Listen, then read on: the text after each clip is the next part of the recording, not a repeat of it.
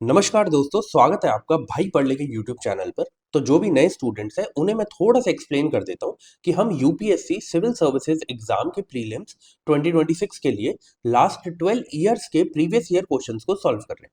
और हम यहाँ पर हर दिन 15 क्वेश्चन सॉल्व करते हैं एंड सिंपली हर एक क्वेश्चन को सॉल्व करके आगे नहीं बढ़ जाते कि सिर्फ आंसर देखा और आगे चले गए। नहीं, हम क्या करते हैं, हर एक क्वेश्चन का डिटेल्ड एक्सप्लेनेशन देखते हैं। अगर उस पर्टिकुलर क्वेश्चन में कोई इंपॉर्टेंट कीवर्ड है जिससे रिलेटेड हम स्टैटिक का पोर्शन कवर कर सकते हैं, तो हम वो भी करते हैं। और ऐसे ही करते करते हमने 60 टू 70% जो आपका सिलेबस है वो सिर्फ प्रीवियस ईयर के एक्सप्लेनेशन को देख देख कर ही कवर कर लिया, उसके कीवर्ड्स को ढूंढ ढूंढ के ही कवर कर लिया लास्ट 77 डेज के अंदर। ठीक है। और हम देखते हैं कुछ सेंट ट्रिक्स। सेंट ट्रिक्स का मतलब और कुछ नहीं है बल्कि यूपीएससी की लैंग्वेज को समझना है।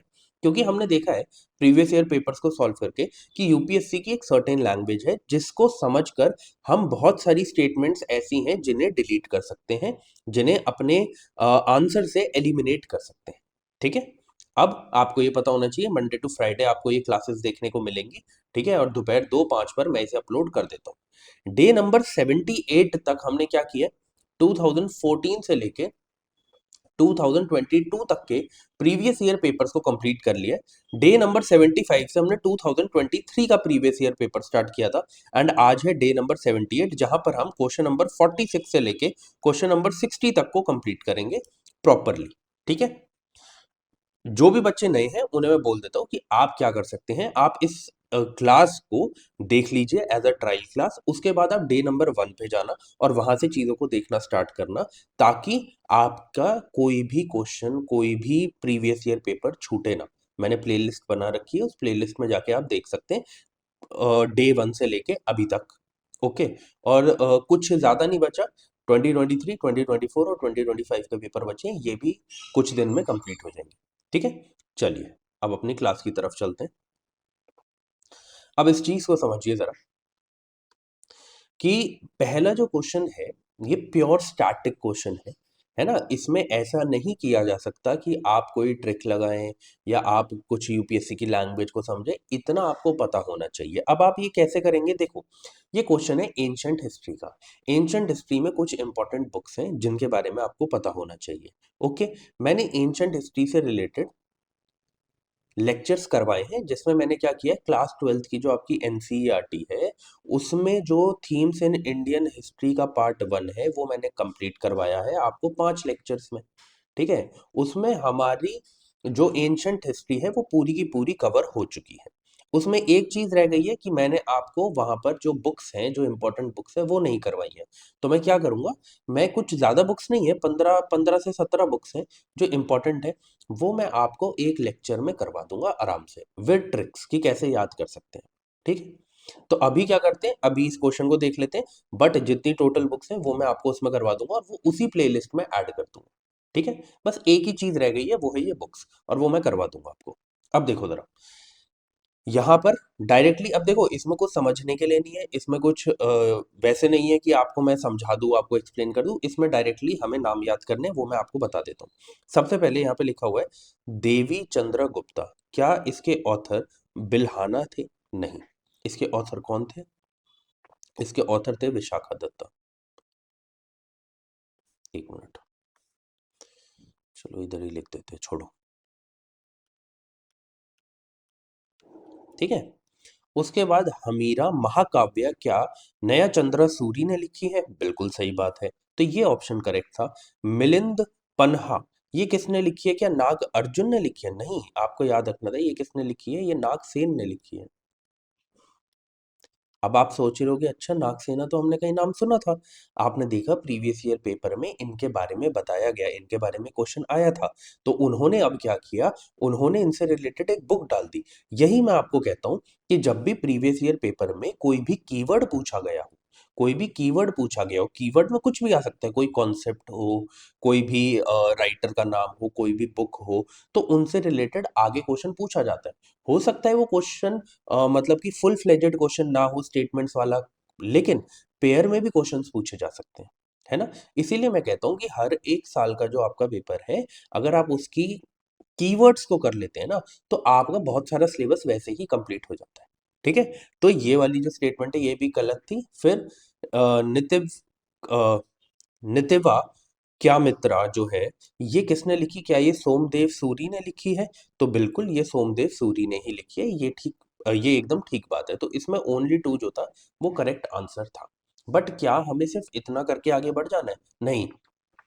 अगर वो हमसे एक्सपेक्ट करते हैं ना कि हमें इन बुक्स के बारे में पता हो, ठीक है, कि किसने लिखी है, तो आपको ये भी पता होना चाहिए कि इस बुक में लिखा क्या है। ठीक है, अब ये तो नहीं है कि हम सारी बुक्स पढ़ेंगे, नहीं, बट हम थोड़ा थोड़ा याद कर सकते हैं। जैसे कि ये देवी चंद्रा गुप्तम है, मैंने देखो आपके लिए यहाँ पे प्रोवाइड किया, आप उसे बाद में पढ़ सकते हैं। आपको पता है पीडीएफ आपको भाई पढ़ लेके टेलीग्राम चैनल पे मिल जाती है। ठीक है, ये देवी चंद्रा गुप्तम है, ये क्या है? ये एक बुक है, किसके बारे में है? तो आपको पता होना चाहिए, एक गुप्ता किंग थे, राम गुप्ता।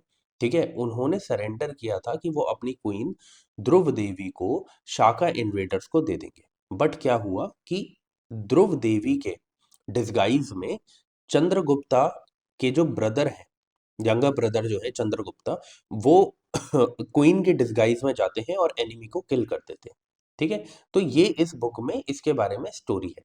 ऐसे ही मैंने बाकी चीजें भी यहाँ पे ऐड कर दी हैं, आप वो पढ़ सकते हैं। बस एक इंपॉर्टेंट चीज जो मैं आपको बताना चाहता हूँ, ये कि आपको अब ना याद रखना है कि नागसेन कौन थे।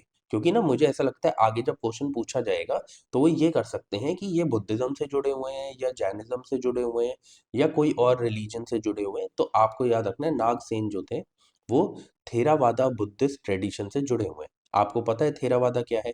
इसे ओल्ड स्कूल भी बोलते हैं, थेरावादा बुद्धिस्ट ट्रेडिशन को। ये हमने बहुत बार कवर किया है अपने प्रीवियस ईयर पेपर्स में, है ना। ये जो मिलिंद पन्ना है, इसमें क्या किया गया है, जो एक इंडो ग्रीक किंग था मियांडर वन, उसके बीच में और एक बुद्धिस्ट मॉन्क के बीच में डायलॉग जो है उसके बारे में यहाँ पे बात करी गई है। मतलब इनके बीच में जो बात हुई उसे यहाँ पे रिकॉर्ड करके रखा गया है। ठीक है, तो ये चीजें आपको जो है वो पता होनी चाहिए। आगे बढ़ते देखो, ये एक बहुत सिंपल क्वेश्चन था, है ना। ये मैंने अपनी जो एंशंट हिस्ट्री की जो क्लासेस हैं, जो मैंने 5 लेक्चर्स में कंप्लीट करी है, उसमें मैंने ये आपको बहुत अच्छे से बताया था। मैंने बुद्धिज्म जैनिज्म जितना आपकी एनसीईआरटी में नहीं भी है, उससे भी ज़्यादा बताया था, है ना। मैंने आपको बताया हुआ है कि 95% जो है मैंने एनसीईआरटी से ही डिट्टो कंटेंट जो है वहाँ पे कॉपी करके आपको दिखाया है। 5% मैंने कुछ अपनी तरफ से चीज़ें ऐड करी है, जो मैंने प्रीवियस ईयर में नोटिस किया कि हाँ बार-बार पूछा जा रहा है, वो मैंने ज़्यादा अच्छे से और अच्छे से समझा दिया, थोड़ा एक्स्ट्रा कंटेंट ऐड करके। ठीक है, तो उसमें ये जैनिज्म वाला पार्ट भी था, जहाँ पे मैंने आपको बताया था कि जो जैन होते हैं वो क्या करते हैं, वो सिर्फ और सिर्फ ये नहीं मानते कि जो लिविंग बींग्स है उनके अंदर ही सोल है। वो ये मानते हैं कि चाहे वो रॉक हो, रनिंग वाटर हो, या कोई भी जिसे हम कहते हैं एबायोटिक सब्सटेंस भी है, उसके अंदर भी सोल होता है। कोई नॉन लिविंग थिंग है, उसके अंदर भी सोल होता है। ठीक है, तो ये जो फिलॉसफी है ये किसकी है? ये जैन की फिलॉसफी है। ठीक है, और बाकी एंशिएंट हिस्ट्री में मैंने बुद्धिज्म, शैविज्म, वैष्णविज्म के बारे में भी बहुत अच्छे से समझा है। तो आप उन क्लासेस को देख सकते हैं। ठीक है, आपको काफ़ी हेल्प मिलेगी। उसके बाद आप चाहेंगे कि नहीं, मेरे को तमिलनाडु की एनसीईआरटी भी करनी है, तो आप जा सकते हैं। आप ये समझ लो कि अगर आपने ये लेक्चर ले लिए, तो तमिलनाडु कि जब आप एंशिएंट हिस्ट्री पढ़ने जाएंगे उससे बुक से एनसीईआरटी से, तो वो भी आपको बहुत आसानी से समझ में आ जाएगी। ठीक है, अब आगे बढ़ते हैं। ठीक है, तो मैंने यहाँ पे क्या किया, मैंने थोड़ा सा ना, अब जैनिज्म जब आया, ठीक है, तो मैंने क्या कहा कि यार थोड़ा सा जैनिज्म रिवाइज ही कर लेते हैं, है ना। तो यहाँ पे मैंने क्या किया, थोड़ी चीजें ऐड करी है जो मैं आपके सामने अभी रखूंगा। आपको क्या करना है, बस रिवीजन करना है। ठीक है, बस रिवीजन करना है, क्योंकि जो लोग रेगुलरली मुझसे जुड़े हुए हैं उनको पता है कि हमने ये सारी चीजें कवर कर ली है। अब देखो, जैनिज्म क्या है? एक ऐसा रिलीजन है जो एम्फेसाइज करता है नॉन वायलेंस पे। ठीक है, नॉन वायलेंस पे। एसेटिज्म का क्या मतलब है कि मॉन्क की तरह रहना, कुछ सर्टेन रूल्स को फॉलो करना। ठीक है, और बात करते हैं वो प्योरिफिकेशन ऑफ सोल के बारे में। ठीक है, कि अपने सोल को आपको कैसे प्योर करना है। और वो ये बोलते हैं कि अगर आपको साइकिल ऑफ बर्थ, मतलब आपको पता है ना कि ये बोला जाता है कि एक ही इंसान बार बार जन्म लेता है, बार बार जन्म लेता है, बार बार जन्म लेता है। तो जब वो बार बार जन्म ले रहा है, तो वो अपनी लाइफ में बहुत सारी प्रॉब्लम से गुजर रहा है, पीड़ा हो रही है उसे, है ना। तो क्या है कि अगर इससे ब्रेक चाहिए, कि साइकिल ऑफ रीबर्थ से ही हमें ब्रेक मिल जाए, हमारा जो सोल है वो फ्री हो जाए इन सारी चीज़ों से, तो हमें नॉन वायलेंस को फॉलो करना होगा, एसेटिज्म को फॉलो करना होगा, प्योरिफिकेशन ऑफ सोल को फॉलो करना होगा। ठीक है, उसके लिए काम करना होगा। इसके लिए क्या इन्होंने किया, इसके लिए इन्होंने एक तो त्रिरत्ना निकाले। ठीक है, क्या है, थ्री ज्वेल्स क्या है, अभी हम डिस्कस करेंगे। इन्होंने बोला कि 5 मेन वाउज हैं जो आपको लेनी है और जिसके ऊपर आपको काम करना है। और फिर इनकी जो फिलोसफिकल डॉक्ट्रिन थी ऑफ रिलेटिविटी, जैसे कि अनेकतावाद और सयादावाद, इसके बारे में आपको पता होना चाहिए। ठीक है, और ये आपको चीजें करनी पड़ेगी, तभी आपको मोक्ष मिल सकता है, आपका सोल फ्री हो सकता है। तो त्रिरत्ना क्या है, मैंने आपको कैसे याद रखा है, देखो, मैं किसी को भी जिसे हम कहते हैं कि ये कोई भी हार्म नहीं पहुंचाना चाह रहा है, या मैं ये नहीं बोल रहा कि मैं मजाक उड़ा रहा हूँ, बट आप ऐसे याद रख सकते हैं, जैसे KFC है ना, KFC आपको पता है क्या है ना।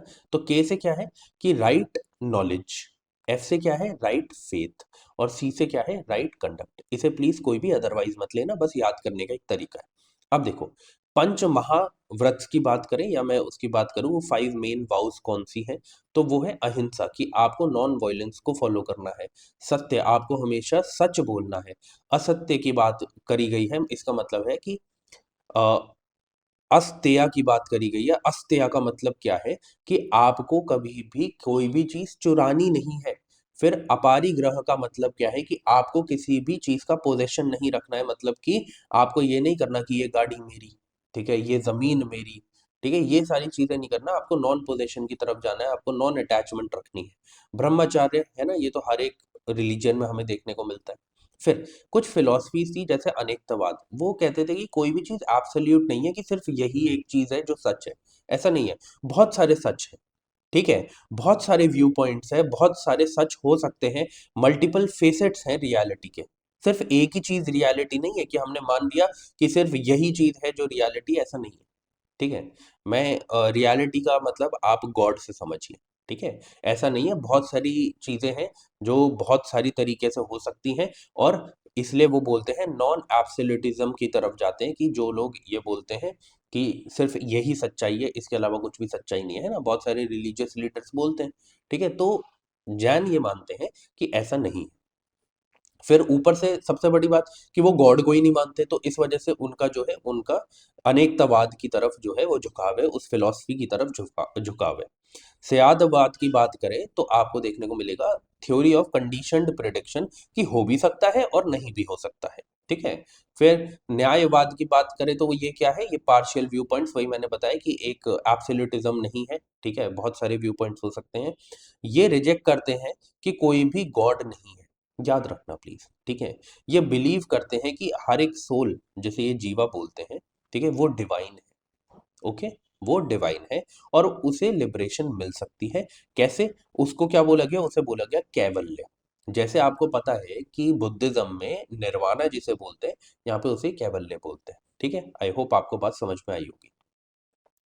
तो ये मानते हैं कि जो कर्म है ना, कर्मा जो है वो सोल से चिपक जाता है। ठीक है, अगर आपको उसे हटाना है, उस कर्म को हटाना है, कोई भी आपका काम है मतलब कि जो भी आपने गलत कर्म किए, तो आपको एसेटिज्म की तरफ जाना पड़ेगा। और वो भी कैसा एसेटिज्म, एक्सट्रीम, बहुत ही हार्श रूल्स फॉलो करने पड़ेंगे। ठीक है, अब कुछ चीज़ें बची हैं, ज़्यादा मतलब इंपॉर्टेंट नहीं है यहाँ पे, बट ठीक है, थोड़ा बहुत जो चीज़ें हैं मैं बता देता हूँ आपको। अ, जितने भी आपको अभी जैन देखने को मिले हैं, जैन के जो स्पिरिचुअल लीडर्स हैं, वो तीर्थंकर्स बोला जाता है उन्हें, तीर्थंकर्स। ठीक है, तो कितने थे टोटल, वो 24 थे। फर्स्ट कौन थे, ऋषभ देव थे। एंड लास्ट जो आपको देखने को मिलते हैं वो कौन है, महावीर। 23rd कौन थे, पार्श्वनाथ, है ना। उसके बाद आपको क्या याद रखना है कि जैसे हमने क्या देखा, बुद्धिज्म में 4 काउंसिल हुई थी, RVP के, है ना। राजगीर में हुई थी, वैशाली में, फिर पाटलिपुत्र में, फिर कश्मीर में, है ना। ऐसे ही यहाँ पे आपको देखने को मिलेगा, जो जैन थे इनकी भी ऐसी काउंसिल्स हुई थी। कहाँ कहाँ पे हुई थी, PV में, PV मतलब पाटलिपुत्र में और वलाभी में। ठीक है, तो पहली जो काउंसिल हुई थी वहां पे हमें देखने को मिला था कि 12 अंगास को कंपाइल किया गया था। ठीक है, 12 अंगास को कंपाइल किया गया था। उसके बाद आपको क्या याद रखना है कि जैसे हमने बुद्धिज्म में देखा कि सेक्ट्स डिवाइड हो गए थे, वैसे ही यहाँ पे भी हुए थे। तो यहाँ पे देखा गया कि 2 पार्ट्स में हमें डिवाइड होते हुए दिखे। एक थे दिगंबर, ठीक है, जो नेकेड रहते थे। ठीक है, जो नेकेड रहते थे। ओके, और एक थे श्वेतांबर जो सफेद कपड़े पहनते थे। दिगंबर कौन थे? भाद्रबहु, एग्जाम्पल याद रखना, इनका नाम याद रखना। और श्वेतांबर कौन थे? स्थूलभद्रा। ये आपको याद रखने बहुत इंपॉर्टेंट है। ठीक है, इनका डायरेक्टली क्वेश्चन आ सकता है। ओके, अब ये याद रखना है कि जो अर्ली टेक्स्ट थे, जो अर्ली जैन टेक्स्ट थे, वो प्राकृत में थे। ठीक है, अर्धमगधी में। लेटर वाले हमें देखने को मिले संस्कृत लैंग्वेज में थे। प्लीज इस बात को याद रखना। आर्ट एंड आर्किटेक्चर कौन कौन से रिलेटेड है? माउंट आबू में आपको दिलवाड़ा टेम्पल देखने को मिलेगा, है ना। ऐसे ही और भी है, आप इन्हें याद कर सकते हैं। आगे बढ़ते हैं, जो चीज समझाने वाली है वो मैं समझा दूंगा आपको। ठीक है, अब जैसे ये क्वेश्चन था कि which sorry who among the following rulers of Vijayanagar Empire constructed a large dam across Tungabhadra river and a canal cum aqueduct several kilometer long from the river of the to the capital city। देखो क्या होता है ना, मैंने एक चीज notice करी है जो मैं आपको बताता हूँ कि यूपीएससी कर क्या रहा है कि एक तो ना जितने भी डायनेस्टीज हैं, ठीक है, जितनी भी डायनेस्टीज हैं उनमें से इंपॉर्टेंट लीडर्स उठाता है और उन इंपॉर्टेंट लीडर्स से रिलेटेड कुछ बहुत ज्यादा टिपिकल पूछ लेता है। ठीक है, बहुत ज्यादा टिपिकल पूछ लेता है जो लोगों को नहीं पता होता। ठीक है, लेकिन वो पूछता उन्हीं से है जो फेमस लीडर्स हैं। जैसे क्या करेगा, अगर गांधी जी से रिलेटेड कोई क्वेश्चन बनाना है, अब उन्हें पता है कि इन्होंने बेसिक बुक्स पढ़ी हैं और उसमें क्या है, उसमें ये चीज नहीं दी गई थी, बट क्या है, बहुत ही कोई टिपिकल चीज उठाएंगे क्योंकि एक फेमस पर्सनालिटी है गांधी जी, तो उनसे रिलेटेड कोई बुक डाल देंगे ऐसी, या फिर उनसे रिलेटेड लाइफ इवेंट कोई ऐसा डाल देंगे जो आपने सुना ना हो। बट क्या देखा गया कि कुछ फेमस रूलर्स ही हैं, कुछ फेमस लीडर्स ही हैं जिनसे रिलेटेड ऐसा बनाया जा रहा है। या तो वो क्या करते हैं, या तो वो ऐसा करते हैं कि एक बहुत कॉमन चीज ले लेंगे। ठीक है, कोई ऐसे नॉन फेमस लीडर के बारे में जो इतने फेमस नहीं है पर उनके बारे में वो एक चीज बस फेमस है, उसको उठा के रख देंगे और उन नॉन फेमस लीडर्स के बारे में पूछ लेंगे। अब ऐसे ही है, देखो ये पूछ लिया गया कि तुंगभद्रा रिवर पर एक कैनाल कम एक्वेडक्ट बनाया सेवरल किलोमीटर लंबा, बहुत टिपिकल चीज है। लेकिन देखा हमने विजयनगर अंपायर के एक बहुत ही इंपॉर्टेंट रूलर है देव राया वन, उनके बारे में ये क्वेश्चन पूछा है। लेकिन पूछा क्या, एक बहुत टिपिकल चीज, तो वो यही कर रहे हैं, बहुत टिपिकल चीज पूछकर बहुत फेमस लीडर के बारे में पूछ लेते हैं, और बहुत ही सिंपल चीज पूछकर, बहुत ही फेमस चीज पूछ के एक ऐसे लीडर के बारे में पूछ लेते हैं, या ऐसे किंग के बारे में पूछ लेते हैं जिनका ज्यादा नाम नहीं है। ठीक है, तो मैं इसलिए कह रहा हूँ थोड़ा सा ना, अगर कभी ऐसा कंफ्यूजन हो तो, और कोई बहुत टिपिकल चीज पूछी हुई है तो गो विद दी आंसर जिसमें बहुत ही एक फेमस किंग की बात करी गई। ऐसे यहाँ पे हुआ, और ये आप बार बार देखेंगे। अभी जब मैंने आपको ये चीज बता दी ना, तो अब आप इसे नोटिस करना स्टार्ट करेंगे, और जब आप इसे नोटिस करना स्टार्ट करेंगे तो आपको ये बात समझ में आएगी कि ये सच है। ठीक है, तो अब क्या है कि विजयनगर अंपायर में ये नहीं बोल रहा, विजयनगर अंपायर मैंने आपको बहुत बार करवा दिया है। ठीक है, बहुत बार प्रीवियस ईयर पेपर में बहुत बार विजयनगर अंपायर आया है और हमने बार बार ये चीज करी है, तो अब फिर से मैं वो चीज नहीं करवाऊंगा, बट मैं आपको एक आइडिया देना चाहता हूँ जो जिसके लिए मैंने चीजें ऐड नहीं करी, क्योंकि फिर सेम चीज बताने का कोई फायदा नहीं है बार बार। देखो, विजयनगर अंपायर जब आप पढ़ेंगे, ठीक है, जो मैंने भी कवर करवाया बार बार, तो आपको क्या करना है, आपको अब ध्यान देना है आर्ट एंड आर्किटेक्चर पर, प्लस जो फेमस किंग्स है ना उनके बारे में थोड़ी इंपॉर्टेंट चीजें जो है वो आपको याद करनी। ठीक है, बस आप इतना कर लेना। मैंने आपके लिए क्या किया है, मैंने आपके लिए इन चारों, क्योंकि अब इनका भी नाम ले लिया है तो इनके बारे में हमें पता होना चाहिए, तो इनका भी मैंने क्या किया है, इनके बारे में मैंने यहाँ पे इंफॉर्मेशन ऐड कर दी है। तो आप क्या कर सकते हैं, बहुत स्टैटिक चीज है, कोई बहुत ज्यादा इनके बारे में आपको पढ़ने की जरूरत नहीं है, बस इतना पढ़ लेना। ठीक है, क्योंकि ये बहुत फेमस रूलर्स नहीं है ना, तो इनके बारे में कुछ ज्यादा अच्छा भी नहीं है कि आप कुछ याद कर सकें, इतना भी कुछ है नहीं। इसलिए मैं ये आपके लिए एज अ होमवर्क छोड़ रहा हूँ कि आप इसे पढ़ सकते हैं। ठीक है, बट एज सच कुछ पढ़ने के लिए है नहीं, पहले ही बता रहा हूँ। आगे बढ़ते हैं।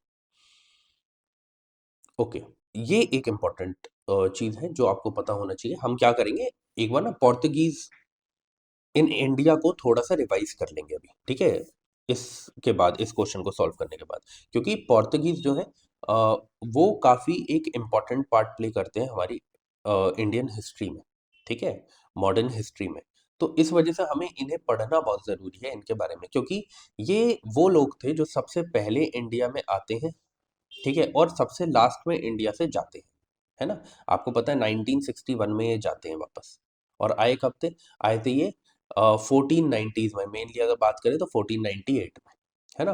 तो कब से आए और कब गए, तो इनके बारे में पढ़ना बहुत जरूरी है। अब इधर देखो क्या किया कि एक बहुत ही ऐसी चीज, टिपिकल चीज पूछ ली इन्होंने, देखो, who among the following rulers of medieval Gujarat surrender due to Portuguese. देखो ये पता तो होना चाहिए था, ठीक है, क्यों पता होना चाहिए था? एक ये पता होना चाहिए, एक ये पता होना चाहिए कि गोवा जो है वो किसने सीज किया, गोवा किसने जीत लिया था, ये भी पता होना चाहिए। ये सारी चीजें अभी हम डिस्कस करेंगे। देखो, अब अहमद शाह हो गया, महमूद बेगारा हो गया, मोहम्मद शाह हो गया, इनका कोई लेना देना नहीं है, डायरेक्टली जो लेना देना है वो बहादुर शाह का है। अब जो लोग ये बोलते हैं ना कि डायरेक्ट क्वेश्चन नहीं आते, ठीक है, वन वर्ड नहीं आते, भाई उनके लिए ये सबूत है कि रट्टा भी थोड़ा बहुत मारना पड़ेगा। ऐसा नहीं है कि बिना रट्टा मारे कुछ चल जाएगा, चीजों को याद तो करना ही पड़ेगा, बिना याद करे नहीं होगा। अब थोड़ा सा हम क्या करते हैं, पोर्तुगीज को समझते हैं, ठीक है। अब देखो, हम क्या कर सकते हैं, हम प्रीवियस ईयर पेपर को देखा, जैसे उसमें कुछ समझाने के लिए नहीं है, वो तो डायरेक्टली फैक्ट है कि किसने किया। बट हम क्या कर सकते हैं, हम अब आगे के लिए जब पोर्तुगीज हमें दिख गया कि पोर्तुगीज से क्वेश्चन पूछे जा रहे हैं, तो हम पोर्तुगीज इन इंडिया को रिवाइज कर लेंगे, सिंपल सी बात है। देखो, बस मुझे 10 सेकंड तो मैं पानी पी लेता हूँ।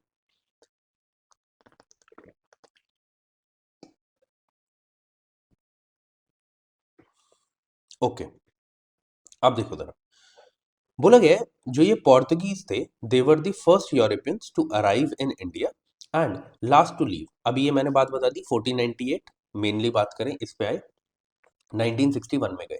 कौन से ऑपरेशन से इन्हें बाहर निकाला? ऑपरेशन विजय से, ठीक है, वो भी आगे पढ़ लेंगे। अब देखो जरा, अब क्या क्या इंपॉर्टेंट चीजें, फैक्ट्स जो आपको याद करने हैं, अगर इधर से फैक्ट्स पूछ रहे तो फैक्ट याद कर लेते हैं। सबसे पहले, पहला वॉइसरॉय कौन था पोर्तुगीज का इंडिया के अंदर? वो था फ्रांसिस्को दे अल्मीडा, ठीक है। यही था वो जो ब्लू वाटर पॉलिसी लाया। ब्लू वाटर पॉलिसी का मतलब क्या है कि इन्होंने कोशिश करी कि जो सी है, इंडियन ओशन है, उसको क्या किया जाए, उसको कब्जाया जाए। तो इन्होंने क्या किया, वहां पे अपनी नेवल सुप्रीमेसी दिखाई, और ये बोला कि जो भी यहाँ से पास होगा इस पर्टिकुलर एरिया से, उन्हें क्या करना पड़ेगा, उन्हें टैक्स देना पड़ेगा। ये ब्लू वाटर पॉलिसी थी, ठीक है। फिर आया अल्फांसो दे अल्बरकर्क्यू। ये कौन था? इसको रियल फाउंडर माना जाता है Portuguese power in the east का, मेनली बात करें तो इंडिया के अंदर। क्यों? क्योंकि इसने क्या किया, इसने एक रियल फाउंडेशन स्थापित करी थी इंडिया के अंदर पोर्तुगीज की। ओके, इसने कैप्चर किया गोवा को, किससे? सुल्तान ऑफ बीजापुर से। तो अगर अभी ये पूछा गया कि ऊपर क्वेश्चन क्या पूछा गया था, ऊपर क्वेश्चन पूछा गया था कि हाँ, ड्यू जो है वो किसने सरेंडर किया पोर्तुगीज को, तो अब ये भी क्वेश्चन पूछा जा सकता है कि गोवा जो है, ये भी पूछा जा सकता है कि जो गोवा है वो कौन से सुल्तान से कैप्चर किया गया था और किसने किया था। तो याद करना है आपको, किसने किया था? अल्बरकर्क्यू ने, ठीक है। किससे किया था? सुल्तान ऑफ बीजापुर से। कब किया था? 1510 में, ठीक है। ये आपको याद रखना है, इसे ही रियल फाउंडर बोला जाता है। इसने एबॉलिश किया था सती को, ठीक है। ये तो एक अच्छी चीज थी, ठीक है। अब क्या है, फिर उसके बाद आता है नीनो द कून्हा, ठीक है, नाम ही बड़ा अजीब है, बट कोई बात नहीं। इसने देखो, गोवा को कैप्चर किसने किया? अल्बरकर्क्यू ने। लेकिन शिफ्ट किसने करी कैपिटल कोचिन से गोवा 1530 में? वो करी कून्हा ने, ये याद करना है। फिर अब जो आप पढ़ रहे हो कि ड्यू और बसाई जो है, उसको किसने कैप्चर किया, या अभी तो ये पढ़ा कि किससे किया, बट आपको ये भी पता होना चाहिए किसने किया। कून्हा ने किया। किससे किया? बहादुर शाह ऑफ गुजरात इन 1534, ठीक है। तो जो क्वेश्चन पूछा वो यहाँ पर कवर हो गया। अब उसके बाद पोर्तुगीज के बारे में आपको क्या पता होना चाहिए? एक ये काटा सिस्टम भी चलाते थे। ये बोलते थे कि अगर आपको सी से जाना है, यहाँ से कोई भी शिप मूव करेगी, तो आपको टैक्स देना पड़ेगा, नहीं तो आपकी शिप को सीज कर दिया जाएगा, ठीक है। फिर उसके बाद बैटल ऑफ ड्यू हुई 1509 में, ठीक है। उसके बाद आपको याद रखना है, इनकी जो रिलीजियस पॉलिसी थी वो कैसी थी?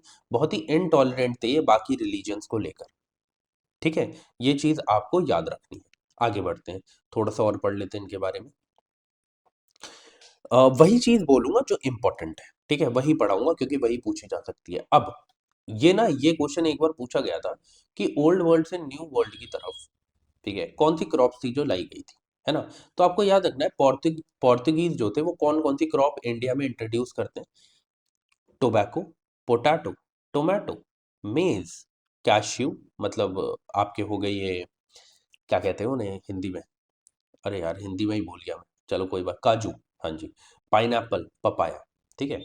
ये जो है प्लीज इन्हें याद रखना क्योंकि ये क्वेश्चन भी पूछे जा रहे हैं, ठीक है। तो आपको याद रखना है कि कौन कौन सी जो क्रॉप्स है वो पोर्तुगीज जो है इंडिया में इंट्रोड्यूस करके गए हैं, ठीक है। फिर टेक्नोलॉजी की बात करें तो फर्स्ट प्रिंटिंग प्रेस जो है ये पोर्तुगीज ही इंडिया के अंदर लेके आए, कहाँ पर, गोवा में, कब, 1556 में। याद ना रहे 1556 तो याद रखना 1550s में, ओके, ऐसे याद रहता है। आर्किटेक्चर की बात करें तो इंडिया में आके एक टाइप का आर्किटेक्चर इंट्रोड्यूस करते हैं जिसे हम क्या कहते हैं, गोथिक एंड बैरोक्यू। ये कहाँ पे इंट्रोड्यूस किया, ये चर्च में आपको इसके जिसे हम कहेंगे स्टाइल को यूज करता हुआ दिखा है, जो पोर्तुगीज ने चर्चेस बनाए उसमें। फिर उसके बाद डिक्लाइन वगैरह तो आप पढ़ सकते हैं, कुछ ज्यादा मुश्किल है नहीं इसमें। बस याद रखना एक की लॉस इन्हें ये था कि इन्होंने सूरत जो था वो खो दिया था इंग्लिश को 1612 में, और यहीं से इंग्लिश फिर स्ट्रांग होना शुरू हो गए थे, ठीक है। बॉम्बे इंग्लिश को ही डाउरी में मिल गया था, किससे, पोर्तुगीज से, कब, 1661 में, ठीक है। तो ये चीज जो है आपको याद रखना है। फिर ऑपरेशन विजय जिसकी मैं बात कर रहा था स्टार्टिंग में, उससे 1961 में जो पोर्तुगीज है उन्हें खदेड़ के बाहर निकाल दिया गया था इंडिया से, ओके। आगे बढ़ते हैं। अब वेरी इंपॉर्टेंट, वैसे तो बहुत सिंपल क्वेश्चन है कि कोई अगर थोड़ा बहुत भी स्टैटिक पढ़ता है, देखो स्पेक्ट्रम में सारी चीजें, पर क्वेश्चन पता है क्या है, क्वेश्चन ये है कि ना कि चीजें याद करना बहुत मुश्किल है, क्योंकि अगर स्पेक्ट्रम भी एक अच्छी खासी बुक है तो उसमें से भी क्या इंपॉर्टेंट है जो बार बार पढ़ना है वो आपको पता होना चाहिए, है ना। जैसे हमने प्रीवियस ईयर पेपर में देखा कि बार बार जो क्वेश्चंस हैं वो 1900 से पूछे जा रहे हैं, है ना। उसके बाद हमें ये पता चला कि हाँ, एक्ट से रिलेटेड बहुत क्वेश्चन पूछे जाते हैं, ठीक है। तो आपको एक्ट्स भी याद होने चाहिए। वैसे ही एक देखो क्वेश्चन यहाँ से एक्ट से पूछ लिया। अब अभी तक हमने कौन कौन से एक्ट कर लिए जो प्रीवियस ईयर पेपर में, 1909 का एक्ट, 1919 का एक्ट, 1935 का एक्ट, पिट्स इंडिया एक्ट भी हमने कर लिया, ठीक है। बट 1813 का एक्ट वो भी हमने कर लिया। आज का जो क्वेश्चन है वो है द चार्टर एक्ट ऑफ 1833 का, ठीक है। उसमें हमें देखने को मिला था कि जो गवर्नर जनरल ऑफ बंगाल थी उसकी पोस्ट को चेंज कर कर गवर्नर जनरल ऑफ इंडिया कर दिया गया था। ये किससे हुआ था, द चार्टर एक्ट ऑफ 1833। हम आज क्या करेंगे, हम इस 1833 के चार्टर को पढ़ लेते हैं पूरे अच्छे से, जो भी चीजें इसके अंदर है वो सब रिवाइज कर लेते हैं। लेकिन ऐसा नहीं है कि चार्टर एक्ट ऑफ 1793 नहीं करना, ऐसा नहीं है। बट क्या है कि एक क्लास में एक एक्ट को पढ़ लेते हैं, वही याद करने की कोशिश करते हैं।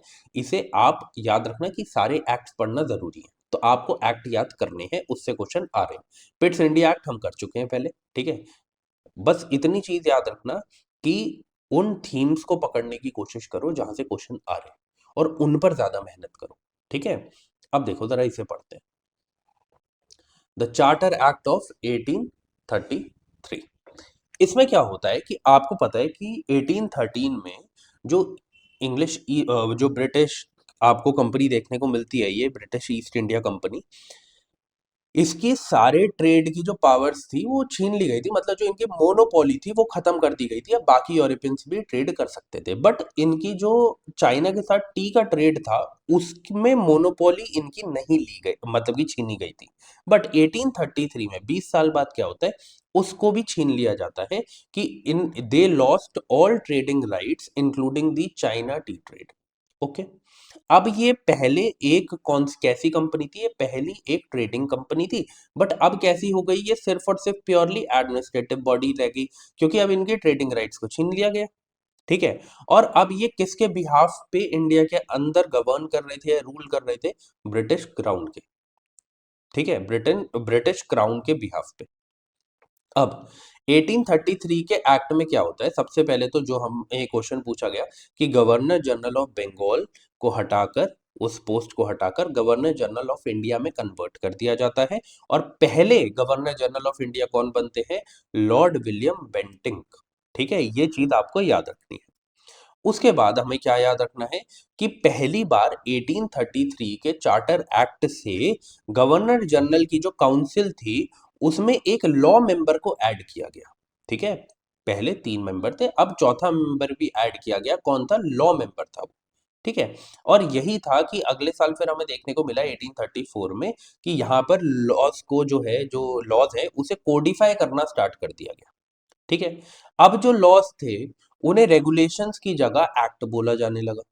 ठीक है, फिर हमें क्या देखने को मिलता है, पहली बार इसी के, क्योंकि अब लॉ मेंबर को ऐड कर दिया गया ना, इस वजह से अब देखा गया कि जो लॉ मेकिंग है उसको सेपरेट किया गया एग्जीक्यूटिव के फंक्शन से, कि अब एग्जीक्यूटिव का अलग काम होगा और लॉ मेकिंग पावर जो है वो दूसरे के पास होगी। जैसे हमें मैक्यूले जो है वो इसमें बहुत ज्यादा फेमस नाम देखने को मिलता है। ठीक है, अभी उनके बारे में आगे आएगा तो हम पढ़ लेंगे। ओके, अब देखो जरा, उसके बाद क्या है कि open to European the act declared no Indian subject. हाँ, कि कोई भी इंडियन जो है उसको डिस्क्वालीफाई नहीं किया जाएगा गवर्नमेंट एम्प्लॉयमेंट से just because of religion, race और कास्ट। इसके बेसिस पे डिस्क्रिमिनेशन नहीं किया जाएगा, ये बात बोली गई है। ठीक है, कहां पर? गवर्नमेंट की एम्प्लॉयमेंट में। ओके, उसके बाद ये बोला गया कि यहां पर अब क्या है, जब लॉ मेंबर ऐड किया है तो फिर हमें अगले ही साल, मैंने बताया आपको 1834 में पहली लॉ कमीशन हमें देखने को मिलती है लॉर्ड मैक्यूले के अंदर, और यहाँ पे कोडिफाई करना शुरू कर दिया गया था लॉस को। ठीक है, तो यूनिफॉर्म सिस्टम ऑफ लॉज हमें इंडिया के अक्रॉस देखने को मिला इसी एक्ट की वजह से।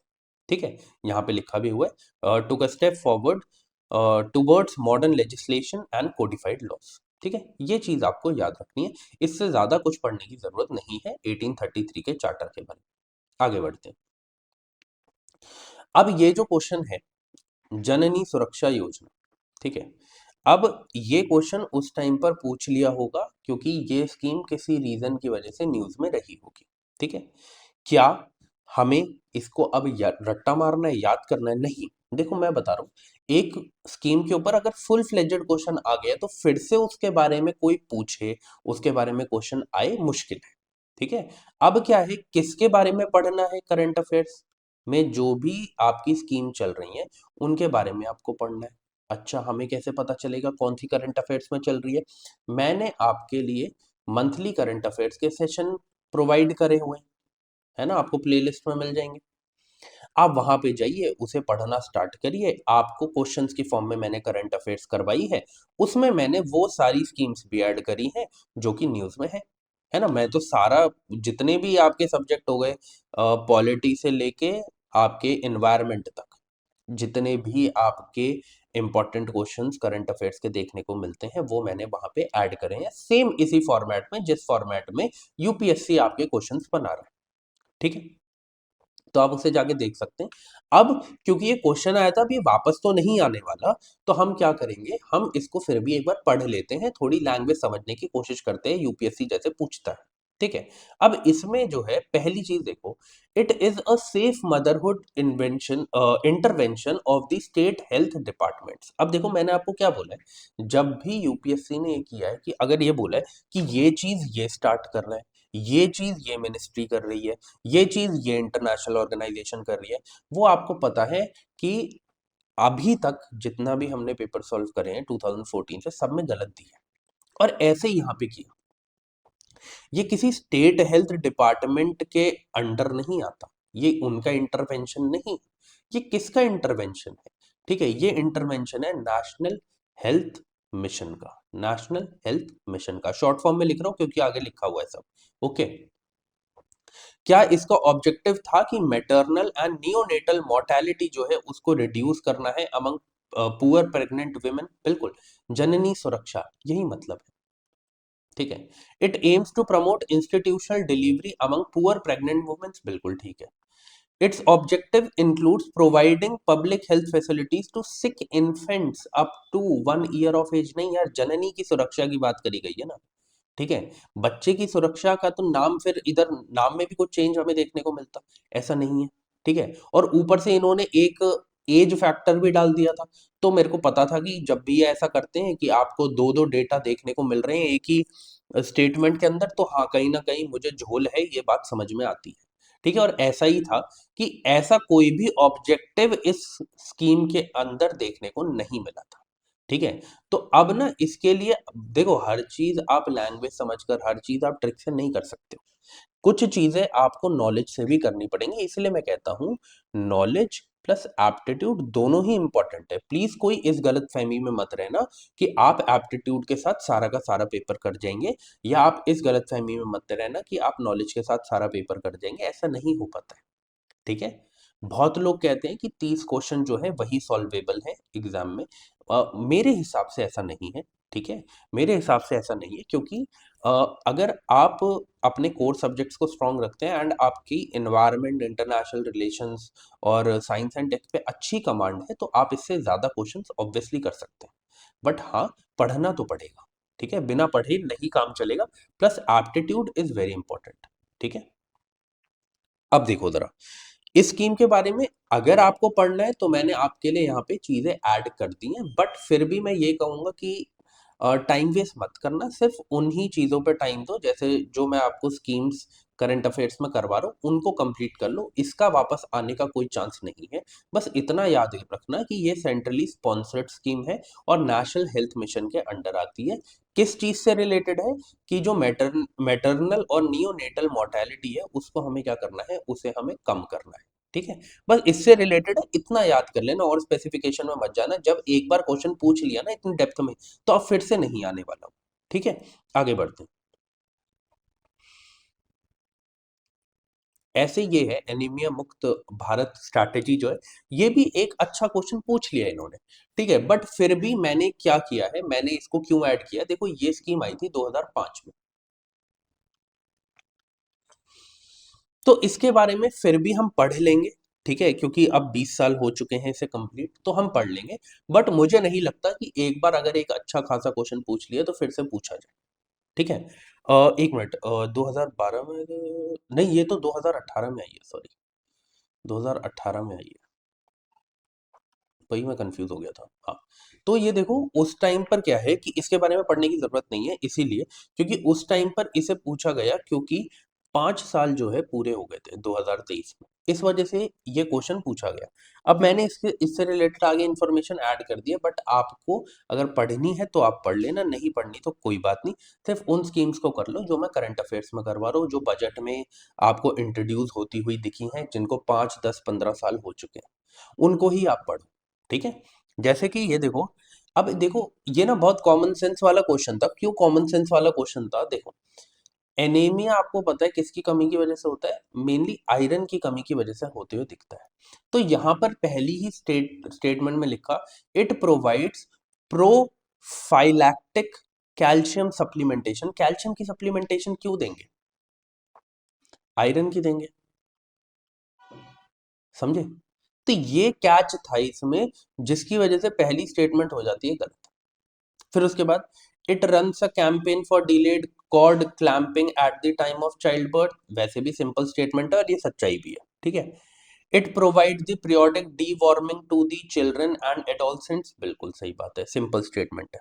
अब, it addresses non nutritional causes of anaemia in endemic pockets with special focus on. देखो यार, अब ना एक चीज याद रखना, बहुत सारे लोगों को ऐसा लग रहा होगा कि ऐसा लिखा है स्पेशल फोकस जो है, देखो मैं इसलिए कहता हूँ सिर्फ वर्ड्स पे जाके किसी स्टेटमेंट को उड़ा मत देना कि ये तो गलत हो जाएगी। यहाँ पे लिखा गया कि जिसका स्पेशल फोकस था मलेरिया पे, हीमोग्लोबिनोपैथीज पे, पैथीज पे एंड फ्लूरोसिस पे।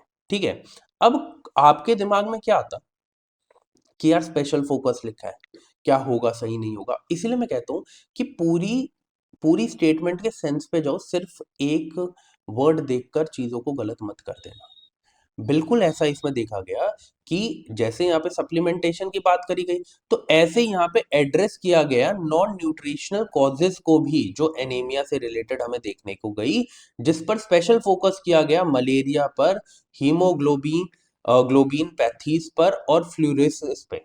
ठीक है, फ्लूरोसिस होता है आपके फ्लोरीन की मात्रा जब बढ़ जाती है आपके किसी भी सोर्स में, जैसे वाटर में बढ़ गई, तो उसकी वजह से फिर फ्लूरोसिस की बीमारी हो जाती है। ठीक है, तो इसलिए ग्राउंड वाटर में भी देखा गया था कई जगह कि फ्लूरोसिस की मात्रा बढ़ रही थी, आर्सेनिक की मात्रा बढ़ रही थी, तो उससे डिजीजेस भी सामने देखने को मिलते हैं। तो आप अगर स्टेटमेंट को सही से पढ़ते हैं ना, तो आपको इतना समझ में आता है, अच्छा वो सप्लीमेंटेशन तो प्रोवाइड कर रहे हैं न्यूट्रिशन से रिलेटेड, बट वो नॉन न्यूट्रिशनल कॉजेस को भी देख रहे हैं। ठीक है। और जब स्पेशल फोकस सिर्फ एक चीज पे नहीं बोला गया, इधर तीन चीजें लिखी थी, और ये भी नहीं बोला गया कि सिर्फ यही तीन है। ठीक है। तो चीज को ना एक्सट्रीम नहीं बनाया था स्टेटमेंट को, प्लीज इस बात को याद रखना। बट मैं वही कहता हूँ कि सिर्फ एक वर्ड को देखकर ये मत सोच लेना वो गलत है, पूरे सेंटेंस की सेंस को समझना। ठीक है। तो ये क्या है, ये भी सही है, ओनली 3 जो है इसका राइट आंसर है। अब अगर पढ़ना हो इसे तो आप पढ़ लेना, बट मुझे नहीं लगता इसकी कोई सेंस नहीं है अभी याद करने की कि एनीमिया मुक्त भारत जो है उस स्कीम के बाद उसके बारे में पढ़ना, क्योंकि अभी इसको ना 10 साल हुए, 5 साल जब हुए तब पूछ लिया। अब जिसको 10 साल, 5 साल, 15, 20 साल होंगे, 25 साल होंगे, वो हमें पढ़नी है। ठीक है। ओके। इस क्वेश्चन को आप देखो, सिंपली एप्टीट्यूड से कर सकते हो। Even if you don't know about carbon fibre, तब भी आप इसे कर सकते हो। मैं आपको 10 सेकंड दे रहा हूँ, थोड़ा सोचो समझो, और फिर देखो कितना सिंपल क्वेश्चन है। ऐसे क्वेश्चंस को छोड़ना नहीं है, ऐसे क्वेश्चंस के मार्क्स आपको घर लेके आने हैं। ठीक है। चलिए एक बार देखिए, फिर मैं आपको बताता हूँ क्या सही है क्या गलत है।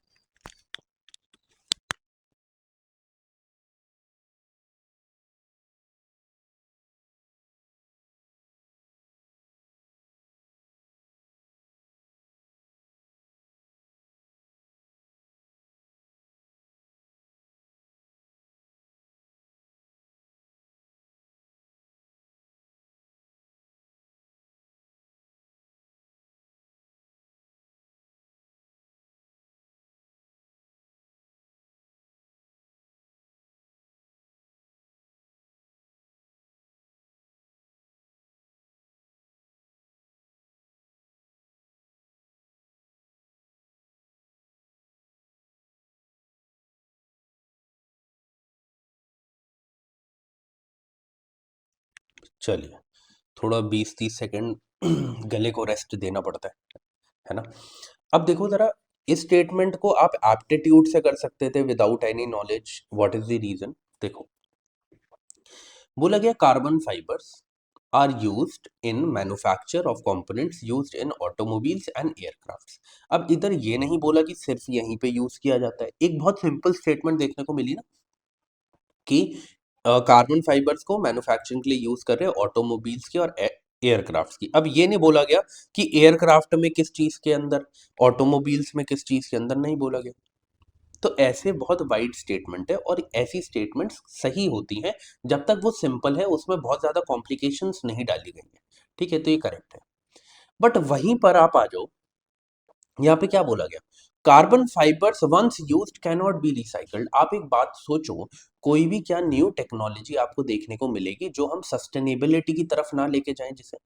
ऐसा तो होता नहीं है। आपको पता है जितनी भी टेक्नोलॉजीज लाई जा रही है वो कहीं ना कहीं सस्टेनेबिलिटी की तरफ लेके जा रही है। और कोई भी चीज ऐसी बनाई जा रही है जहां प्लास्टिक तक को रिसाइकल करा जा सकता है, वहां क्या कार्बन फाइबर्स को नहीं किया जाएगा? खुद सोचो आप। और फिर भी उसको क्या बोला, उसको इतना एक्सट्रीम बना दिया कि ये भी नहीं बोला गया कि इट इज डिफिकल्ट, बट फिर भी कहीं जगह पे देखा गया, ऐसा नहीं बोला। ये बोला एक बार यूज कर लिया तो फिर रिसाइकल होगा ही नहीं। ये है एक्सट्रीम स्टेटमेंट, ऐसी स्टेटमेंट गलत होती है। बिल्कुल, कार्बन फाइबर्स को रिसाइकल करना मुश्किल है, बट ये किया जा सकता है, एक महंगा प्रोसेस है। ओके। तो ओनली वन जो है वो करेक्ट है। थोड़ा सा कार्बन फाइबर्स के बारे में जान लो, इसके बारे में आगे क्वेश्चन देखने को मिल सकता है। ठीक है, कि कार्बन फाइबर जो है वो कहाँ कहाँ पे यूज होते हैं। तो सबसे पहले आपको कार्बन फाइबर के बारे में जानना होगा कि कार्बन फाइबर क्या है। ये एक ultra strong, light weight, rigid material है, जो कार्बन एटम से मिलकर बना हुआ है, उनके बॉन्ड से मिलकर बना हुआ है। एक क्रिस्टलाइन फिलामेंट हमें देखने को मिलता है, जिसका जो साइज है वो क्या है, 5 से 10 म्यू एम तक। ठीक है, इसको म्यू बोलते हैं। फिर कहाँ पे ये यूज करते हुए हमें देखने को मिलता है? ऑब्वियसली अल्ट्रा स्ट्रॉन्ग है, लाइट वेट है, रिजिड है, तो एरोस्पेस में और ऑटोमोबाइल कंपोनेंट्स में हमें देखने को मिलता है। ये इसका जो वेट है और जो स्ट्रेंथ है, उसका रेशियो बहुत हाई है। मतलब कि स्ट्रेंथ बहुत ज्यादा है, इवन तो उसका वेट बहुत कम है। हमने इधर देखा ना, लाइट वेट है। तो इस वजह से कार्बन फाइबर एक अच्छी, जिसे हम कहते हैं कि एक अच्छा मटेरियल है, जो एरोस्पेस, ऑटोमोबाइल्स, एयरप्लेन्स में यूज किया जा सकता है। ठीक है।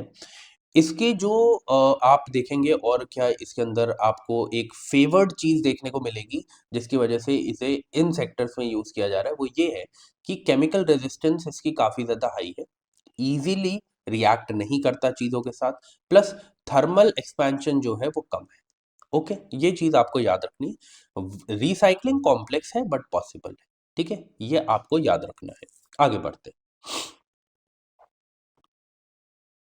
अब ये एक और टेक्नोलॉजी बेस्ड क्वेश्चन था, और ये भी एकदम एप्टीट्यूड से आप कर सकते हो। इवन दो अगर आपको इसके बारे में पता है तो अच्छी बात है, लेकिन अगर नहीं भी पता ना कि एक्सेलेरोमीटर क्या होता है, देखो यार, एक्सेलेरो मीन्स एक्सेलरेशन, मीटर मतलब उसको नापा जा रहा है, तो एक्सेलरेशन को मेजर करने की चीज को क्या बोला जा रहा है, एक्सेलेरोमीटर। सिंपल सी बात थी, तोड़ के समझ लेते। अब जिस जिस एरिया में आपको एक्सेलरेशन देखने को मिल रही है वो आपको इधर ढूंढने थे। तो ये सिर्फ एप्टीट्यूड बेस्ड क्वेश्चन था, इसे आप एप्टीट्यूड से कर सकते हो, you don't need any type of knowledge for this, ठीक है। तो मैं फिर से आपको 10 सेकंड दे रहा हूँ, थोड़ा सोच लो, तीनों को पढ़ लो, उसके बाद देखते हैं क्या सही है क्या गलत है। चलिए।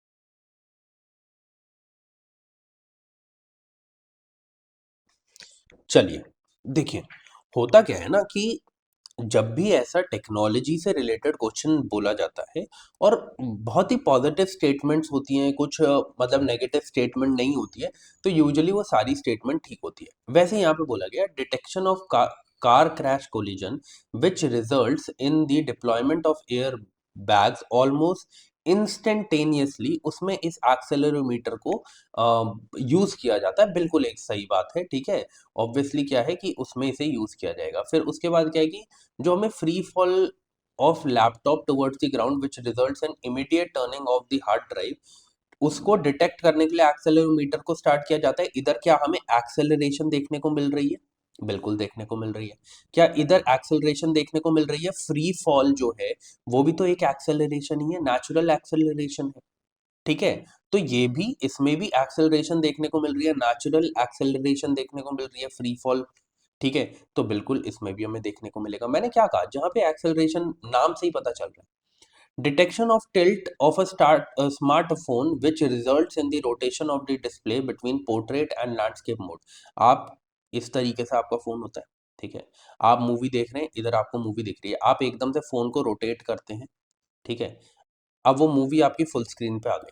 क्या बोला गया, इसमें भी यूज होता है, बिल्कुल। देखो, ये वही चेक करता है, ये कोई ये नहीं पता चल रहा उसे फोन आपका टेढ़ा पड़ा है क्या पड़ा है, वो इसी स्पीड के हिसाब से ना पता चलता है उसे कि हाँ फोन टेढ़ा हो चुका है, फोन सीधा हो चुका है, ठीक है। तो बिल्कुल उसमें जो है ये चीज एक्सेलरोमीटर को यूज किया जाता है।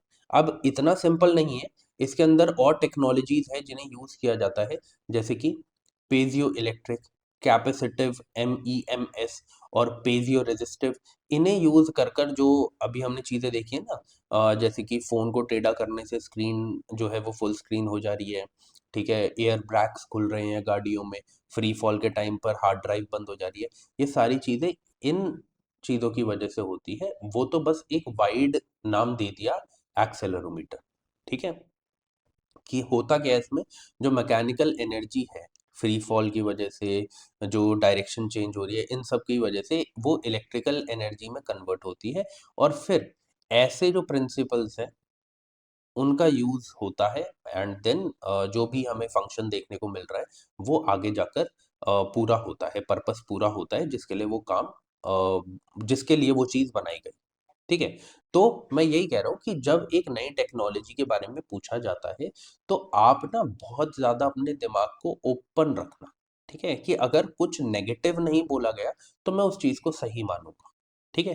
प्लीज इस चीज को समझ के चलना, यही एप्टीट्यूड है, यही आपको समझना पड़ेगा कि न्यू टेक्नोलॉजीज जो भी आती हैं वो पॉजिटिव नेचर रखती हैं, ठीक है, अनटिल एंड अनलेस वो न्यूज़ में रही हो कि ये तो कुछ खराब कर रही है, तो बात अलग है। बट अगर मैं ये यूपीएससी के पेपर्स में देखा गया है, सिर्फ इसकी बात नहीं कर रहा मैं सिविल सर्विसेज की, बाकी सीएपीएफ का हो गया, बाकी आपको ईपीएफओ को देखने को मिलेगा। जब भी एक नई टेक्नोलॉजी वाला क्वेश्चन देखने को मिलता है, उसमें जो जो पॉजिटिव स्टेटमेंट्स है वो सारी सही होती है। ठीक है, तो आप इस चीज़ को अपने दिमाग में रखना। अब जैसे ये क्वेश्चन है बायोफिल्टर्स, इसे भी आप एप्टीट्यूड से कर सकते हैं। ठीक है, इसे भी आप एप्टीट्यूड से कर सकते हैं। ठीक है, बायो का मतलब आपको पता है कोई लिविंग ऑर्गेनिज्म होगा, उसको यूज करके फिल्टर किया जा रहा है, उसको यूज करके फिल्टर किया जा रहा है, उसे ही हम बायोफिल्टर बोलते हैं।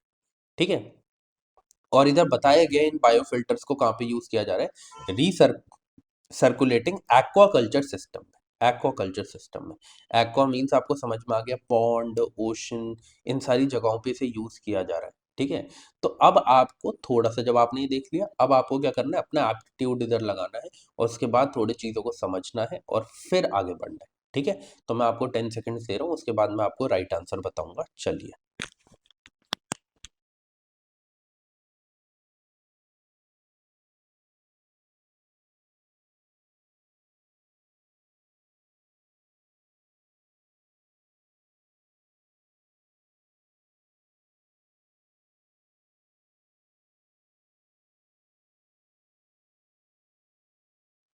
ओके, देखिए, देखो मैंने क्या किया आज, मैंने आपके लिए ना एक 11:30 AM पे एक लेक्चर अपलोड हुआ है। ठीक है, उसमें मैंने आपको बताया है कि आप एनवायरनमेंट वाला जो अपना पोर्शन है उसे आप कैसे कवर कर सकते हैं। ठीक है, मैंने उसमें आपको थीम्स बताई हैं, मैंने उसमें आपको कीवर्ड्स दिए हैं, एंड मैंने आपको बहुत सारी चीज़ें बताई है जो आप उस लेक्चर में देख सकते हैं। ठीक है, बट मैंने बस आपको ये बोला है, मैंने आपको एक टारगेट दे दिया कि आपको ये करना है। बट अगर आप चाहते हैं कि मैं उस पूरे के पूरे कीवर्ड्स को, थीम्स को कवर करूं, ठीक है, तो मुझे भी थोड़ी मोटिवेशन चाहिए। इसलिए मैंने एक टारगेट रखा है कि उसमें अगर 100 लाइक्स आ जाते हैं उस वीडियो में एंड 50 कमेंट्स आ जाते हैं, तो मैं वो लेक्चर ले लूंगा, because I also need some motivation कि हाँ, 100 लोग हैं देखने वाले जो देखेंगे। ठीक है, और मेरे साथ कनेक्ट करेंगे, तो मैं आपके लिए वो लेक्चर लेके आऊंगा। बट हाँ, अगर आप उसे खुद करना चाहते हैं तो आप उस लेक्चर को देख सकते हो और उसे समझ सकते हैं। ठीक है, अब आते हैं इधर बायोफिल्टर्स पे। Biofilters provide waste treatment by removing uneaten fish feed. अब देखो ना, वो डायरेक्टली ऐसा नहीं करते हैं, वो क्या करते हैं, ये जो अनईटन फिश फीड्स हैं, ठीक है, ये ऑर्गेनिक, ये आपका इसको ऑर्गेनिक मैटर में कन्वर्ट करते हैं, ये जो बायोफिल्टर्स है। ठीक है, जो माइक्रो ऑर्गेनिजम्स है, और उसके बाद वो जो हमारा ऑर्गेनिक मैटर बचा है उसमें से नाइट्रोजीनियस वेस्ट को निकाल देते हैं। ठीक है, तो बिल्कुल ऐसा होता है, मैंने बोला पॉजिटिव चीज है तो आपको गलत नहीं मानना है। और ऊपर से फिल्टर कर रहा है ना, और फिल्टर वाली चीज यहाँ पे दी भी गई है, तो ठीक है। बायोफिल्टर कन्वर्ट करता है ammonia present in the fish waste to nitrate. क्या ऐसा करता है, पॉजिटिव चीज है हमेशा, आप लेके चलो। और ऊपर से फिल्टर कर रहा है, तो ये चीज होगी। Biofilter increase phosphorus. अब देखो ये पॉजिटिव तो है, बट क्या सेंस बना रही है, फिल्टर जो करेगा उसका काम क्या है, फिल्टर करना चीजों को। वो किसी न्यूट्रिएंट को बढ़ाएगा थोड़ी, वो न्यूट्रिएंट को बढ़ाएगा थोड़ी, वो कम ही करेगा, जो चीज कम करेगा, फिल्टर कर रहा है वो वहां से, किसी चीज को निकाल ही रहा है, कुछ ऐड तो कर नहीं रहा। तो इस वजह से ये इंक्रीज नहीं करता है, ये तो डिक्रीज करता है। इस बात को आई होप आप समझ पा रहे होंगे। और वैसे भी ये बायोफिल्टर्स जो है वो किसी भी एक न्यूट्रिएंट को ऐड थोड़ी कर सकते हैं यार, वो तो वहां से फिल्टर ही कर रहे हैं ना, तो जो भी चीज होगी कम ही होगी। जैसे आप आरओ देखते हो, आरओ देखते हो अपने घर पे, ठीक है, आरओ में आप देखो वो क्या कर रहा है, वो फिल्टर कर रहा है ना। तो जो मिनरल्स उसमें है, क्यों बोला जाता है कि आरओ का वाटर लंबे टाइम के लिए अच्छा नहीं है, देखो अब वो बेस्ट हमारे पास ऑल्टरनेटिव है। अब हम नल से जो पानी आ रहा है, टैप से जो टैप वाटर है, वो तो पी नहीं सकते, तो बेस्ट ऑल्टरनेटिव क्या है, आरओ है। बट ये बोला जाता है आरओ के पानी में बहुत सारे जो मिनरल्स है वो निकल जाते हैं, वो निकल जाते हैं। तो इस वजह से क्या होता है कि हमारी बॉडी को जो मिनरल्स पहुंचने चाहिए वो पहुंचते नहीं है। तो क्या हो रहा है, आरओ भी तो क्या कर रहा है, फिल्टर आउट ही कर रहा है ना, तो वो कम ही कर रहा है मिनरल्स को। तो ऐसा नहीं है कि ये इंक्रीज करेगा। तो यहाँ पे कॉमन सेंस लगेगी कि कोई भी अगर फिल्टर है तो वो इंक्रीज तो नहीं करेगा किसी एक पर्टिकुलर न्यूट्रिएंट को, तो इस वजह से ये गलत है। ठीक है, तो इसीलिए मैं कह रहा हूँ कि कॉमन सेंस को भी अपना जगा के रखना है जब आप किसी क्वेश्चन को सॉल्व कर रहे हैं, तो ओनली टू जो है वो राइट आंसर होगा। यहाँ पे क्या है, मैंने थोड़ा सा बायोफिल्टर्स के बारे में लिख दिया, ये एक कीवर्ड है जिसके बारे में आपको पता होना चाहिए, ठीक है। इसमें क्या होता है, बैक्टीरियाज को यूज किया जाता है, जैसे कि आपका हो गया नाइट्रोकॉकस, नाइट्रोसोमनस, ठीक है, नाइट्रोस्पाइरा, इनको यूज करके क्या किया जाता है, एज अ बायोफिल्टर यूज किया जाता है इन बैक्टीरियाज को, ठीक है। उसके बाद कोर फंक्शन क्या है कि जो नाइट्रोजीनियस वेस्ट है जो डिजॉल्व है उस पर्टिकुलर वाटर बॉडी में, वहां से उस नाइट्रोजीनियस वेस्ट को निकाला जाएगा, ठीक है। बस इतनी चीज आपको याद रखनी है। Biofilters do not increase the phosphorus level, मैंने यहाँ पे लिखा है इसीलिए आपको समझाने के लिए, ये वाटर की क्वालिटी को बेहतर करने की कोशिश कर रहा है, कोई न्यूट्रिएंट ऐड नहीं करेगा, ठीक है। आगे बढ़ते हैं।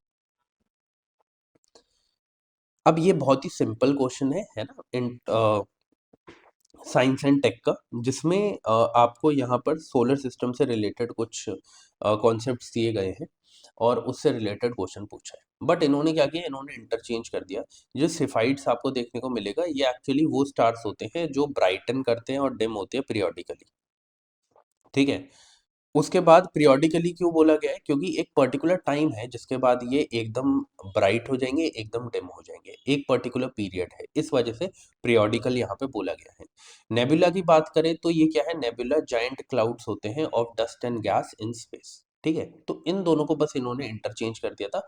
पल्सर एकदम ठीक था। पल्सर क्या होते हैं, वो न्यूट्रॉन स्टार्स जो फॉर्म होते हैं मैसिव स्टार्स के रन आउट होने पर, ठीक है, उनको हम पल्सर्स बोलते हैं। तो ये बात एकदम ठीक है। अब इससे ज़्यादा इसके बारे में कुछ जानने की ज़रूरत नहीं है। बस हाँ, क्योंकि ये टर्म्स आ गई हैं, तो इस वजह से आपको अब याद कर लेना है, क्योंकि हो सकता है ये फिर से आ जाए, ठीक है? तो प्लीज़ इसे याद रखना। आगे बढ़ते हैं। देखो, ये एक लल्लू पंजू क्वेश्चन था, उस टाइम पे करंट अफेयर्स पे चल रहा था, ठीक है। जो जापान है वो अपनी सैटेलाइट नेविगेशन सिस्टम लेके आई थी, तो इस वजह से क्वेश्चन पूछ लिया गया था। इसके बारे में और कुछ पढ़ने की ज़रूरत नहीं है। आगे बढ़ते हैं। जहाँ टाइम देना है सिर्फ वही टाइम देंगे, जहाँ टाइम नहीं देना वहाँ टाइम नहीं देंगे, ओके। अब ये क्वेश्चन है, ठीक है। इस क्वेश्चन को देखो, थोड़ा सा जो यूपीएससी की लैंग्वेज को समझता है वो पकड़ लेगा। कैसे पकड़ लेगा, पहले भी हमने ये देखा है कि अगर कोई क्वेश्चन आया है कंपैरिजन का, ठीक है, जैसे कि हमने देखा था जागीरदार एंड जमींदार वाला क्वेश्चन, उसमें क्या किया था, जागीरदार और जमींदार की जो स्टेटमेंट्स थी उन्हें इंटरचेंज कर दिया था। फिर हमने देखा था एक क्वेश्चन ज्योग्राफी का हाई क्लाउड्स वाला और लो क्लाउड्स वाला, उसमें भी हमने क्या देखा था कि दोनों की डेफिनेशन को, दोनों के वर्किंग्स को क्या कर दिया गया था, इंटरचेंज कर दिया गया था। यहां भी दो चीजों की बात करी गई, बैलिस्टिक मिसाइल और क्रूज मिसाइल। यहां पर भी क्या किया गया कि इन्होंने इंटरचेंज कर दिया, मतलब यूपीएससी का जो पैटर्न है, लैंग्वेज है, पूछने का तरीका है, वो चेंज नहीं हो रहा। तो इस बात को समझो कि जब भी कहीं आपको दिखता है ना कि दो चीजों को कंपेयर करा जा रहा है, तो अपने दिमाग के घोड़े खोल लो, ठीक है। ये बात समझ जाओ कि कहीं पर वो इंटरचेंज कर कर चीजों को गलत कर सकते हैं, ठीक है, जब भी दो चीजों को कंपेयर कर रहे हैं। उन्होंने दोनों स्टेटमेंट में ये किया।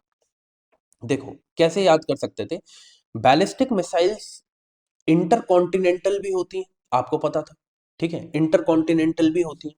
तो ये बोला गया कि ये जेट प्रोपेल्ड है एट सब सोनिक स्पीड्स। आपको पता है कि कोई भी चीज आपको देखने को मिलेगी, बैलिस्टिक मिसाइल है, इंटरकॉन्टिनेंटल लेवल की है, तो सब सोनिक स्पीड पे तो जाएगी नहीं, हाइपरसोनिक स्पीड पे ही जाएगी, है ना, या सुपर सोनिक स्पीड पे ही जाएगी, है ना। उसके बाद ये बोला गया cruise missiles are rocket powered only in the initial phase. इन्होंने क्या किया, इन्होंने बैलिस्टिक को की जो डेफिनेशन है वो क्रूज में डाल दी, क्रूज की जो है वो बैलिस्टिक में डाल दी। ऐसे ही इन्होंने क्या किया अग्नि में, कि इसको, ये किसका एग्जाम्पल है, ये बैलिस्टिक मिसाइल का एग्जाम्पल है। ब्रह्मोस किसका एग्जाम्पल है, ब्रह्मोस है क्रूज मिसाइल का, इन्होंने उसे भी इंटरचेंज कर दिया। नीदर वन नॉट टू, दोनों गलत है। बट आपको तो अभी पता होना चाहिए क्या है क्या नहीं है, तो इसलिए मैंने आपके लिए कंपैरिजन के लिए यहाँ पे ये चीज ऐड कर दी है कि की डिफरेंस क्या है। सबसे पहले आपको याद रखना है, जो बैलिस्टिक मिसाइल है ना, समझ लो ये टारगेट है, और ये यहाँ से आप कोई भी, मतलब कि इसे बैलिस्टिक मिसाइल को यूज कर रहे हो और ये टारगेट है, तो ये क्या करेगा, ये इस तरीके का पाथ बनाएगा, ऐसे, ये इस तरीके का पाथ बनाएगा जो बैलिस्टिक मिसाइल है। वहीं पे आप यहाँ पे हो, और क्रूज मिसाइल है, क्रूज मिसाइल किस तरीके से जाएगी, क्रूज मिसाइल इस तरीके से जाएगी, ग्राउंड के पास रहती है क्रूज मिसाइल, और जो हमारी बैलिस्टिक मिसाइल है वो काफी एक पैराबोलिक पाथ अपनाती है और उस तरीके से वो जाती है। इस चीज को याद रखना है, ये बैलिस्टिक मिसाइल है और ये क्रूज मिसाइल है, दोनों में डिफरेंस है। ये एक हाई आर्क बनाती है, जो मैंने आपको दिखाया हाई आर्क। पैराबोलिक पाथ होता है, पैराबोलिक पाथ देखने को मिल रहा है। और जो हमारा एटमॉस्फेयर है उसे पहले लीव कर दिया फिर वापस आती है, इंटरकॉन्टिनेंटल है, बहुत दूर जाना है, इस तरीके से आप याद रखो। ठीक है। रॉकेट पावर्ड है इनिशियल स्टेज में। इनिशियल स्टेज में क्या हमें देखने को मिलता है, रॉकेट पावर देखने को मिलती है इसमें, इसको बूस्ट मिलता है, उसके बाद ये पावर नहीं देखने को मिलती, उसके बाद वो एक पाथ को जो फॉलो कर रहा है उसी पाथ को फॉलो करता हुआ अपने टारगेट पे चला जाएगा। ठीक है। स्पीड बहुत ज्यादा तगड़ी होती है, हाइपरसोनिक, मैंने अभी आपको बताया। फिर एक्यूरेसी कम है, क्यों कम है, क्योंकि मैंने बोला कि ना इसको एक्चुअली मैनूवर नहीं किया जा सकता, यहीं तक इसको इनिशियल स्टेजेस में जेट है, उसके बाद तो जो टारगेट सेट है उधर जाकर वो लगता है, मैनूवरेबिलिटी बहुत कम है, और वो भी मैनूवरेबिलिटी इनिशियल स्टेजेस पे ही है। ठीक है, ये चीज याद रखने। रेंज बहुत लंबी है, इंटरकॉन्टिनेंटल है। मैनूवरेबिलिटी अभी बताया मैंने कि कम टारगेट्स, अगर मूविंग टारगेट है तो उसको हिट करना बहुत मुश्किल है। प्रेडिक्टेबल पाथ होता है इसका, क्योंकि इनिशियल स्टेजेस में जो यहाँ बूस्ट मिल रहा है वही तय कर लेगा कि आगे इसका पाथ क्या रहेगा, इस वजह से। पेलोड इसमें लार्ज जा सकता है। ठीक है। डिटेक्शन इसका इजियर है, कि सामने वाला जो है ना, जो टारगेट है हमारा, वो इसे इजीली डिटेक्ट कर सकता है। ठीक है। और एग्जाम्पल अग्नि सीरीज, पृथ्वी सीरीज हो गई वो। फिर क्रूज मिसाइल का जो ऑल्टीट्यूड है वो लो ऑल्टीट्यूड है, वो एटमॉस्फेयर के अंदर ही रहता है और ग्राउंड के पास रहता है। ठीक है। जेट इंजन यहाँ पे देखने को मिलता है थ्रू आउट दी जर्नी। इसको प्रोपेल जो जिसे हम कहते हैं कि जो जेट इंजन है वो इसके वर्क करते रहते हैं। स्पीड क्या है, सबसोनिक टू सुपरसोनिक। ठीक है। प्रिसीजन जो है हाई है, क्यों, इसको मैनूवर किया जा सकता है, जेट इंजन है, अगर टारगेट मूविंग भी है तो ये क्या कर सकता है, ये उस तरीके से इसे मैनूवर किया जा सकता है। तो आप सोचो एकदम उल्टा है बैलिस्टिक के। रेंज क्या है, शॉर्ट टू मीडियम। ठीक है। उसके बाद मैनूवरेबिलिटी हाई है, क्योंकि jet engine through out the journey work कर रहा है, तो इस वजह से आप जेट इंजन की हेल्प से इसको मैनूवर कर सकते हैं। ठीक है। पेलोड स्मॉलर है, जो आपका डिटेक्शन है वो मुश्किल है। ठीक है, मैनूवर कर सकते हैं ना, तो इस वजह से किसी भी और ग्राउंड के पास है तो किसी भी तरीके से आप क्या कर सकते हो, इसे हाइड कर कर टारगेट पर हिट कर सकते हो। एग्जाम्पल ब्रह्मोस हो गया, निर्भय हो गया, ये चीज आपको याद रखनी है। आगे बढ़ते हैं। ओके। अब यहाँ पे बोला गया है मर्क्यूरी पॉल्यूशन, बहुत इंपॉर्टेंट है, प्लीज इस चीज को याद रखना। ओके। अब क्या है कि ना, ये क्वेश्चन बहुत सारी जो कोचिंग इंस्टीट्यूट है उनमें एक जिसे हम कहते हैं कि कंट्रोवर्सी क्रिएट कर गया था। ठीक है। क्यों कर गया था अभी उसके बारे में बात करेंगे, पर आप इसे यूपीएससी की लैंग्वेज को समझ के और एप्टीट्यूड से सॉल्व कर सकते हैं। जैसे कितनी सिंपल स्टेटमेंट लिखी है पहली, gold mining activity is a source of mercury pollution in the world. ठीक है, ये वैसे लार्जेस्ट सोर्स जो है वो गोल्ड माइनिंग ही है, बट बोला गया इज अ सोर्स, ये भी नहीं बोला गया लार्जेस्ट है या लोएस्ट है, नहीं ऐसा नहीं बोला गया, है ना। बोला गया इज अ सोर्स, बहुत सिंपल स्टेटमेंट है, मैंने यही बोला है आपको। ठीक है। वैसे अगर आप देखेंगे तो गोल्ड माइनिंग लार्जेस्ट सोर्स है। ठीक है।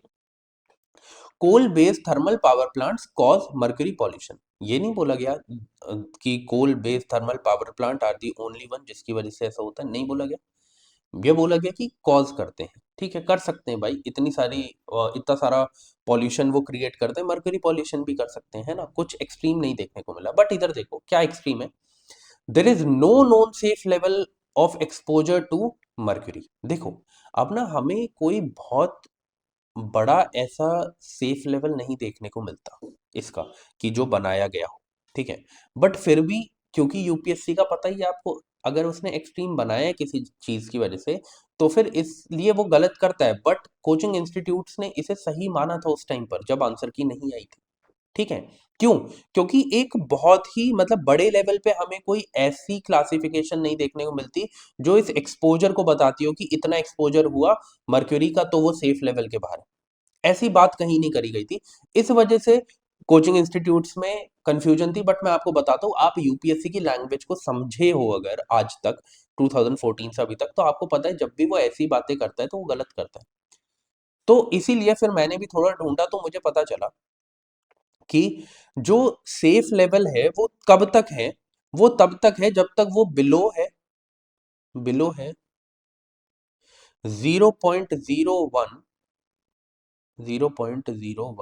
mg पर मीटर क्यूब के। इससे ऊपर हो गया तो सेफ लेवल के बाहर चला जाता है। ठीक है, ये चीज आपको याद रखनी है। बट फिर भी मैं बोलूंगा एप्टीट्यूड से आप इसे कर सकते थे। पहली दोनों बहुत सिंपल स्टेटमेंट थी, थर्ड जो थी वो एक्सट्रीम बनाई गई थी। ओके, बिना नॉलेज के भी इसे किया जा सकता था। आगे बढ़ते हैं। यहाँ पे मैंने क्या किया है, थोड़ा सा आपको मर्क्यूरी पॉल्यूशन के बारे में बता दिया है। जैसे एंथ्रोपोजेनिक मतलब कि मैन मेड सोर्सेज क्या हैं, जैसे गोल्ड माइनिंग हो गई, है ना, ये लार्जेस्ट सोर्स है। फिर coal based thermal power plants, industrial processes and waste.